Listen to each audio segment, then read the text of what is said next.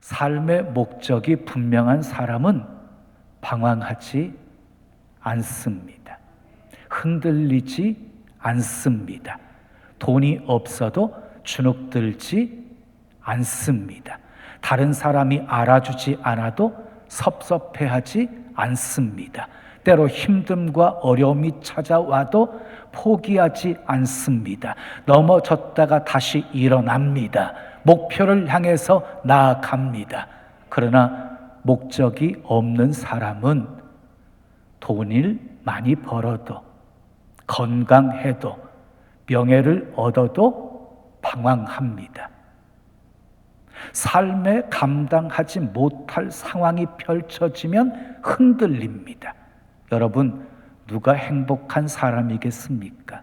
두말할 것 없이 목적이 분명한 사람입니다. 제가 가까이에서 뵙고 있는 목적이 분명한 한 분을 소개하려고 합니다. 백석대학교 설립자이신 장종현 목사님이십니다. 백석신학교, 백석예술대학교, 백석문화대학교, 그리고 백석대학교 총 학생 수가 약 3만 명이 되는 그런 학교입니다. 제가 처음 백석신학대학원에 가서 첫 채플 설교를 할 때를 잊을 수가 없습니다. 자, 신대원생들이 900명입니다. 그러니까 한 학년이 300명씩이에요. 900명. 주 야간으로 나누어서 2번의 설교를 했습니다. 얼마나 말씀을 잘 듣던지 말씀이 떨어지면 크게 아멘들을 하는 것입니다. 교수님들은 앞자리에 앉아가지고 말씀을 듣고 있습니다. 손들라면 손들고 주여 외치고 기도하라고 그랬더니 크게 주여를 외치면서 기도했습니다. 이런 학교도 있구나. 제가 많은 신학교들을 알고 있는데 예배 드릴 때마다 분통이 터지거든요. 아멘을 할 줄 모르거든요. 이런 학교도 있구나. 제가 생각하고 바라던 그런 신학교의 모습이었어요. 그런데 그런 모습이 하루아침에 이루어진 것이 아니라는 사실을 알았습니다. 신학은 교회를 위한 것이어야 하고 신학은 목회에 적용할 수 있는 것이어야 하는데 신학 교수들이 학문적으로만 가르치고 있다는 사실을 이 장종현 목사님이 깨달았어요. 그리고 신학은 학문이 아니라고 외치면서 한국교회 문제의 원인이 신학교에서부터 시작되었다는 것을 반성하고 신학 교수가 달라져야 신학생이 달라지고 신학생이 달라져야 한국교회가 달라진다라고 20년 동안 계속 반복하여서 강조했기에 교수들이 달라지니까 학생들이 달라지게 되어진 것입니다. 정말 백석신학교는 목회자를 양성하고 있는 학교입니다. 백석대학교는 예수 생명 공동체입니다. 영적 생명을 살리는 학교입니다. 기독교 학교의 정체성을 이 백석대학교보다 더 잘 지키고 있는 학교 세상에 없는 것 같아요. 기독교의 정체성을 잘 지키고 있는 학교입니다. 저는 장종현 목사님을 존경합니다. 목적에 충실한 삶을 살고 계시기 때문입니다. 그래서 백석학원이 45년 되었어요. 45년 만에 그렇게 놀랍게 성장하게 되어진 것입니다. 오늘 본문에도 목적이 분명한 한 사람이 소개되어집니다. 바로 느헤미야입니다. 이스라엘 백성들이 바벨론 포로 생활하다가 하나님이 고레스의 마음을 움직여서 고레스 칙령을 발표하게 하시고 이스라엘 백성들을 예루살렘으로 귀환을 시키십니다. 1차 귀환은 스룹바벨 중심으로, 2차 귀환은 에스라를 중심으로, 3차 귀환은 느헤미야를 중심으로 이루어지게 되어져요. 1차 귀환의 목적은 성전 재건이었어요. 2차, 3차 귀환의 목적은 성벽 재건과 신앙 재건이었습니다. 여러분, 느헤미야는요 아닥사스다 왕의 왕의 아닥사스다 왕의 술 맡은 관원이었습니다. 그런데 어느 날 조국에 대한 슬픈 소식을 듣습니다. 포로로 끌려가고 큰 환난을 당하고 능욕을 당하고 예루살렘 성은 다 허물어지고 그리고 성문은 다 불탔다 하는 슬픈 소식이었습니다. 그 슬픈 소식을 듣고 느헤미야가 수일 동안 슬퍼하며 울며 하나님 앞에 금식하며 기도합니다.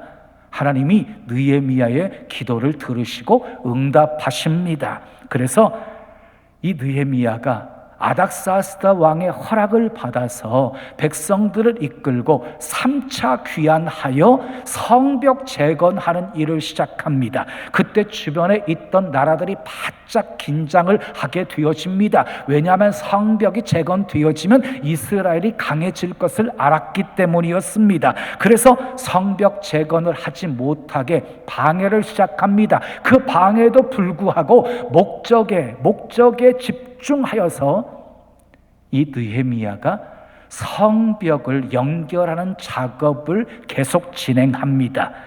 자, 문짝만 달면 성벽 재건이 완성되어지는 시점까지 이르게 되었습니다. 그런데 문제가 발생하게 되어집니다. 방해자들이 느헤미야를 죽이려고 합니다. 느헤미야 8장을 보면 느헤미야를 죽이려고 했던 사람들의 이름이 거론되어지고 있습니다. 산발랏, 도비야, 그리고 게셈, 그리고 그들에게 동조하는 무리들이 느헤미야를 죽이려고 음모를 꾸밉니다. 왜 느헤미야를 죽이려고 한 것입니까? 느헤미야 한 사람 리더십을 무너뜨리면 그 공동체가 무너질 것을 알았기 때문이었습니다. 여러분, 신앙생활하면서 담임 목사를 위해서 기도해야 하는 이유가 바로 여기에 있습니다. 제가 넘어지잖아요. 그러면 교회도 넘어져 버리거든요. 저를 위해서 기도해 주십시오. 느헤미야는 적들로부터 3가지 시험을 받습니다. 첫 번째는 느헤미야를 유인해가지고 살해하려고 해요. 그게 실패하게 되어지자 두 번째는 악성 루머를 퍼뜨려서 역적으로 제거하려고 합니다. 그것도 실패하게 되어지자 세 번째는 제사장을 돈으로 매수해가지고 거짓 예언을 하게 해서 느헤미야를 함정에 빠뜨리려고 합니다. 여러분, 주의 일 하다 보면 협력자만 있는 것이 아닙니다. 때로는 방해자도 있습니다. 모세에게도 방해자가 있었어요. 섞여 사는 무리와 고라 일당들과 부정적인 10명의 정탐꾼들이었어요. 다윗에게도 있었어요. 사울왕이 죽이려고 하지요. 엘리야에게는 아합과 이세벨이 있었고요. 그리고 바울에게는요, 복음 증거를 방해하는 유대인들이 있었고요. 또 심지어는 예수님에게는요, 대제사장 서기관 바리새인들과 같은 종교 지도자들이 있었습니다. 우리 교회 안에도 협력하는 사람도 있고 방해하는 사람도 있습니다. 물론 방해하는 사람은 극히 소수입니다. 극히 소수. 대놓고 방해는 안 해요. 뒤에서 부정적인 말을 통해서 방해를 하고 있어요. 여러분은 어느 쪽에 속하십니까? 어느 쪽에 속한 사람이 복이 있겠습니까? 느헤미야는요, 이런 방해 속에서도 흔들리지 않았습니다. 중단하지 않았습니다. 포기하지 않았습니다. 목적에 분명했기 때문이었습니다. 끝내 모든 시험 이기고 느헤미야는 목적을 이룹니다. 52일 만에 성벽 재건 공사를 완수하게 되어집니다. 오늘은 느헤미야를 통해서 승리하는 비결이 무엇인지 살펴보면서 함께 은혜를 나누려고 합니다. 첫 번째 따라하겠습니다. 느헤미야는 목적에 집중합니다. 자, 2절 말씀 함께 읽겠습니다. 시작. 산발락과 게셈이 내게 사람을 보내어 이르기를 오라 우리가 오노 평지 한 촌에서 서로 만나자 하니 실상은 나를 해하고자 함이었더라 그랬어요. 산발락과 게셈이 느헤미야를 죽이려고요 오노 평지에서 만나자라고 말한 거예요. 이 사실을 알고 이 느헤미야가 단호하게 자기 입장을 말합니다. 3절에 보면 내가 큰 역사를 하고 있어 이 일을 중지하고 갈 수 없다. 여러분, 지금 느헤미야가 말한 큰 역사는 무엇입니까? 성벽 재건하는 일이었습니다. 그런데 이 산발락 일당들이 계속해서 4번씩이나 만나자고 제안을 합니다. 그때마다 느헤미야는 똑같이 대답을 합니다. 내가 큰 역사를 하고 있어 중단하고 갈 수 없다. 여러분, 느헤미야에게 가장 중요한 일은 성벽 재건하는 일이었습니다. 그것보다 중요한 일은 없었습니다. 그 일을 위해서 술 맡은 관원의 자리까지 포기한 것입니다. 이처럼 목적이 분명한 사람은 한눈 팔지 않습니다. 흔들리지 않습니다. 삶이 단순합니다. 복잡하지 않습니다. 여러분, 느헤미야는요 문제에 집중하지 않았어요. 목적에 집중했어요. 그래서 수많은 방해 속에서도 목적을 이룰 수가 있었던 것이에요. 여러분, 10명의 정탐꾼과 2명 여호수아 갈렙의 정탐꾼의 차이가 무엇이었는 줄 아십니까? 10명의 정탐꾼은 문제에 집중합니다. 그곳에 살고 있는 아낙 자손들, 네피림 후손들, 자기들과 비교하니까 메뚜기 같다고 말합니다. 결코 그들을 이길 수 없다고 말합니다. 문제를 집중했기 때문입니다. 그런데 여호수아 갈렙은 목적에 집중했습니다. 하나님이 우리와 함께 하시고 하나님이 우리를 위하시고 하나님이 기뻐하시면 우리를 그 땅으로 인도하실 것이다. 능히 그들을 이길 수 있다. 그들은 우리의 밥이다. 올라가자 라고 말합니다.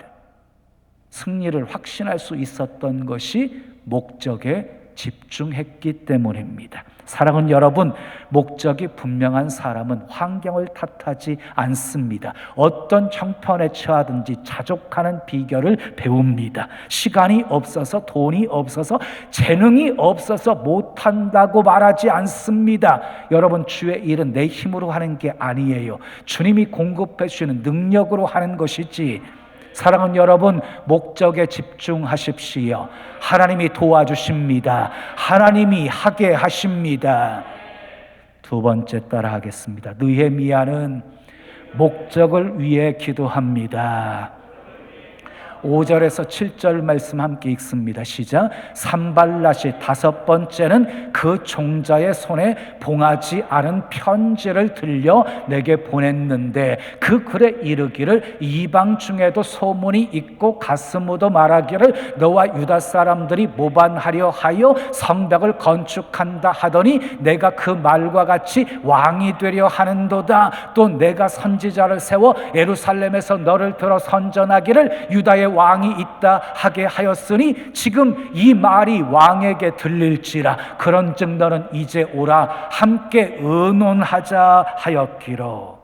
산발랏 이 땅이 4번이나 만나자고 회유했는데 느헤미야가 처음처럼 넘어오지 않으니까 이번에는 편지를 보내었는데 그 내용은 느헤미야가 왕을 배신하고 자기가 왕이 되려고 한다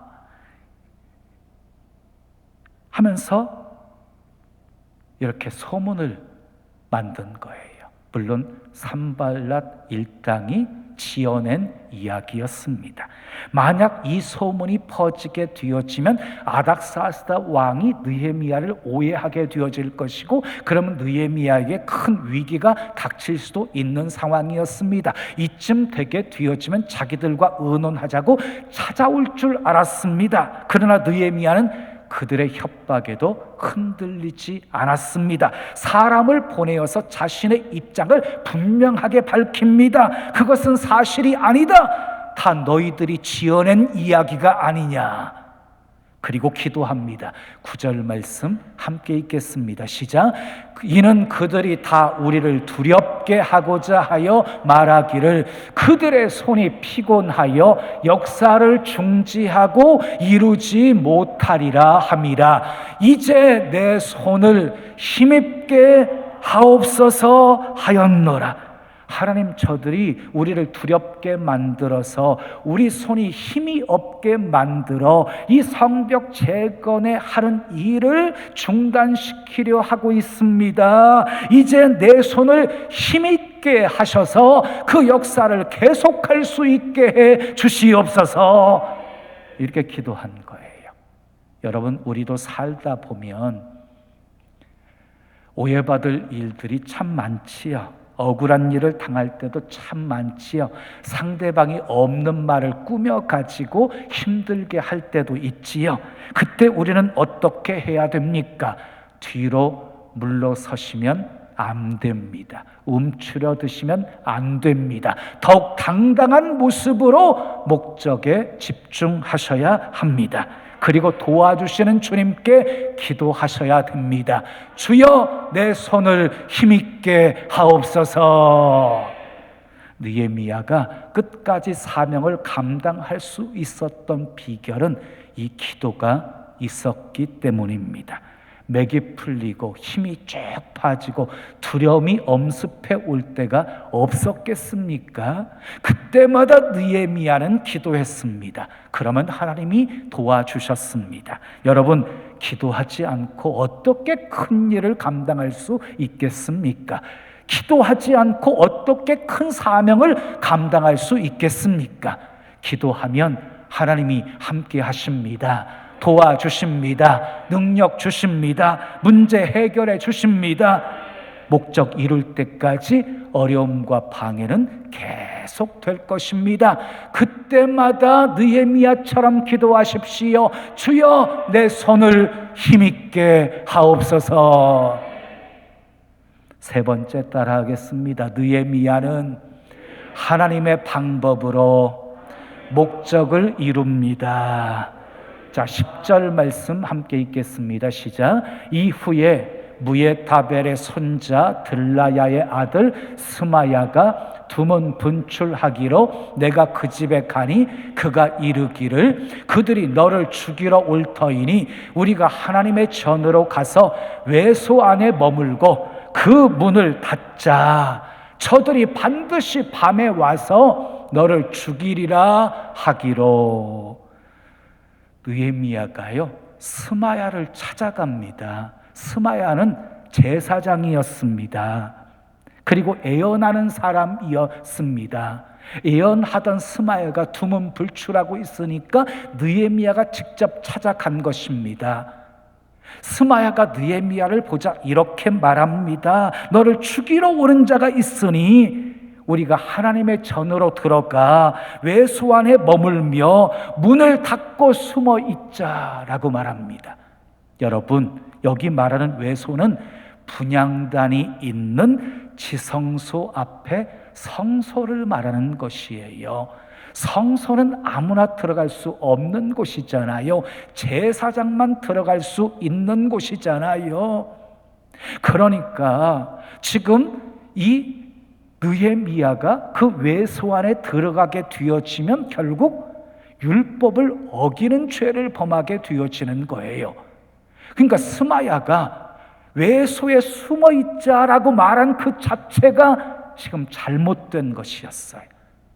그래서 11절에 보면 느헤미야가 외소에 들어가지 않겠다고 말합니다. 스마야의 제안이 잘못된 제안임을 알았기 때문이었습니다. 그런데 12절, 13절 말씀을 보면은요, 이 스마야가 거짓 애언을 한 거예요.